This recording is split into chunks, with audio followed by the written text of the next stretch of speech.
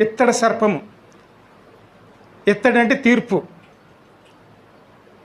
తీర్పులో నిలిచి ఉండి మనం పాపానికి పరిహారం పొందుకోవాలండి.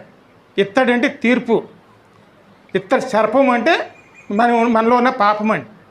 ఆ పాపము తీర్పులో నిలవాలి. మన అందరి పాపములు కూడాను ఆయన ప్రభువే ఆ రోజు తీర్పులో నిలిచి ఆ పాపాలన్నీ తాను మోసుకుని ఆ పాపాలకి ఆ తీర్పు తాను పొందుకుని మనకి విమోచించడానికి ఆయన ఈ లోకానికి వచ్చారండి. అందుకే శాపగ్రస్తుడు. ఆయన మనందరి కోసం ఏమయ్యారండి? శాపగ్రస్తుడండి.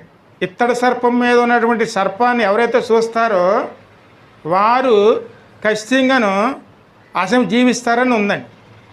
అలాగే ఆ తీర్పుని ఎవరైతే చూస్తారో ఆ రోజు ప్రభువు పొందుకున్న తీర్పుని ఎవరైతే చూస్తారో